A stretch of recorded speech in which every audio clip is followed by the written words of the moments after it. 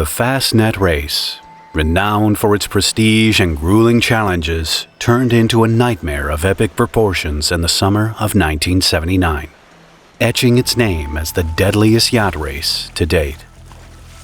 As the yacht set sail, no one could imagine that only 86 out of the 303 starting vessels would cross the finish line, and that 15 yachters would lose the ultimate battle for survival at sea. But what events led to this devastating tragedy, and could the catastrophic consequences have been averted?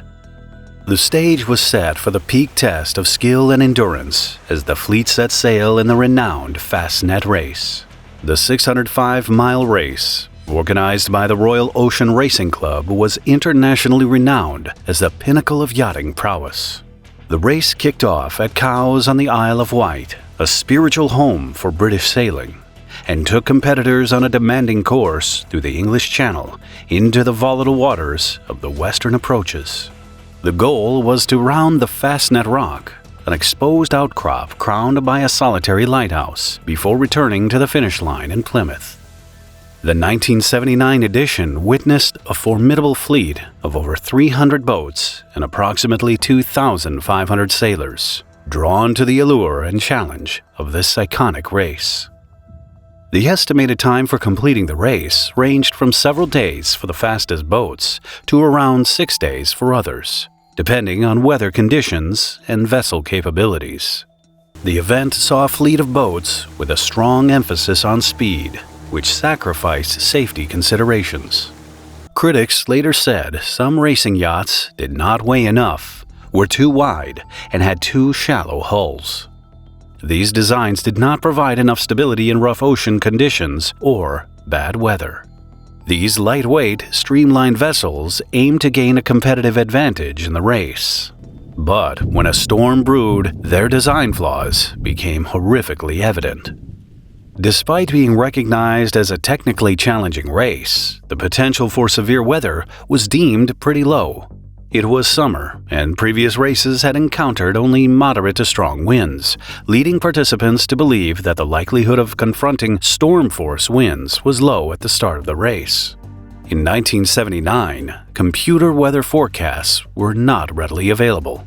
Operational weather forecasting at the time was almost exclusively based on hand-drawn charts, with meteorologists typically targeting the weather for the next 24 hours.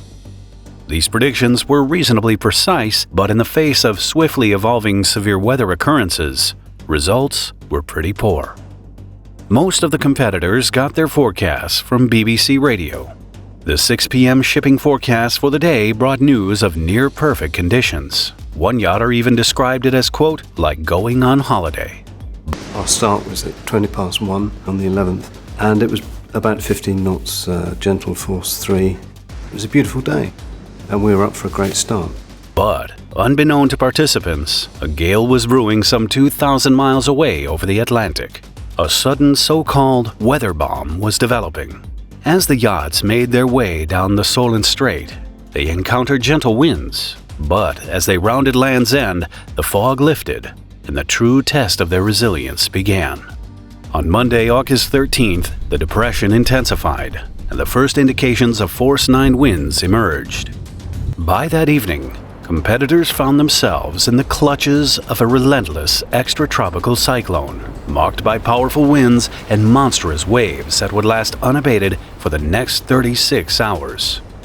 Most yachters in the race relied heavily on the BBC Radio 4 shipping forecasts and only listened to reports at scheduled broadcast times.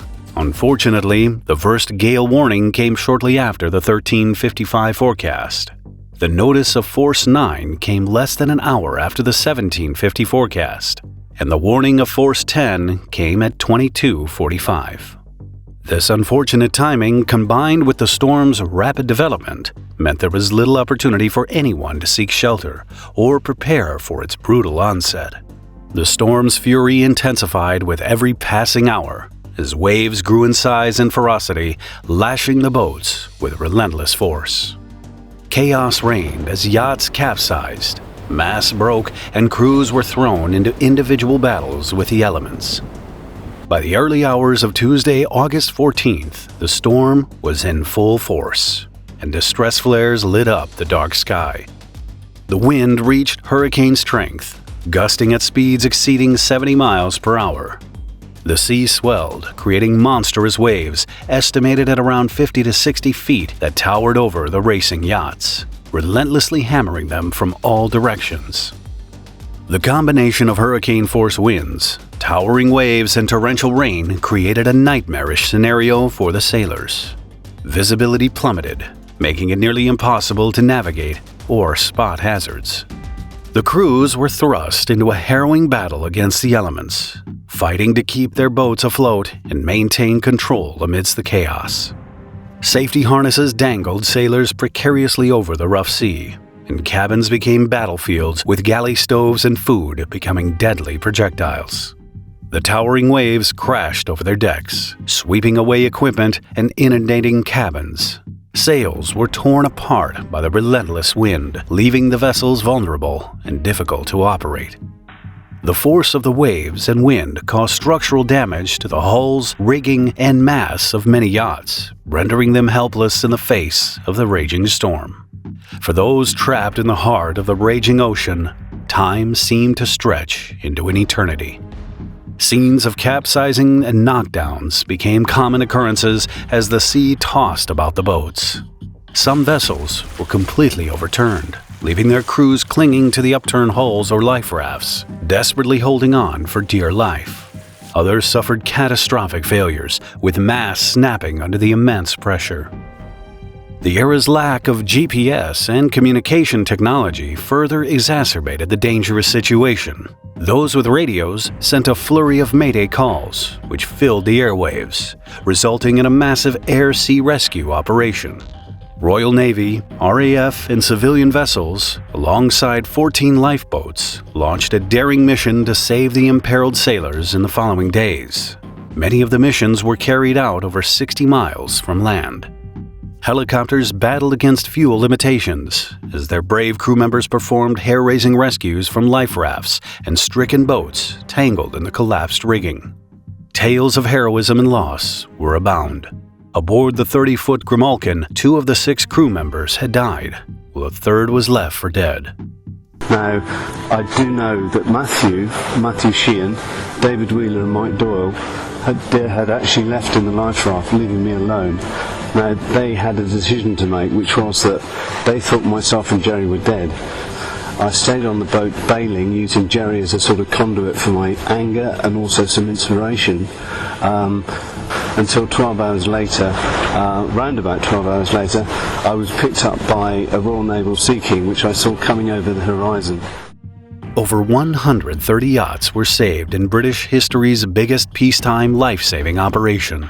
The collective efforts of over 4,000 people resulted in the successful rescue of approximately 140 sailors. But tragically, 15 yachters' lives were lost. 2 non-competitors and 4 others shadowing the race also died. 4 grueling days after setting sail on August 15th, only 85 yachts out of the starting 303 vessels finally reached Plymouth. Tenacious, owned by CNN boss Ted Turner, won the race based on the handicap system, but SV Condor of Bermuda was the first yacht to cross the finish line, breaking the race record by 8 hours, finishing in 71 hours, 37 minutes, and 23 seconds. After the 1979 Fastnet race, an inquiry brought about crucial safety recommendations. These included safety and stability screenings for boats and emphasized the need for improved safety equipment. The report found that the majority of fatalities stemmed from life raft-related incidents. 3 people lost their lives when their life raft capsized and disintegrated. 3 more perished while trying to board a ship from their overturned life raft. 1 person met their end when their life raft capsized and drifted away. 2 others were tragically trapped in the cockpit of an upside-down yacht, resulting in their death. Furthermore, during adverse weather conditions, 6 people were washed overboard from yachts. The inquiry also highlighted vulnerabilities in yacht construction, such as cockpit drainage and stowage arrangements. As a result of the tragedy, changes were made to enhance watertight integrity, particularly in the design of companionways. New regulations were also implemented, restricting the race to 300 yachts, making VHF radios mandatory, and establishing qualifying criteria for all participants. The Fastnet race of 1979 stands as a tragic turning point in the history of yacht racing, achieving the grim distinction of being the most fatal yacht race to date. Watch this episode next if you found this video interesting. Please add a like and leave a comment if you want to support the channel.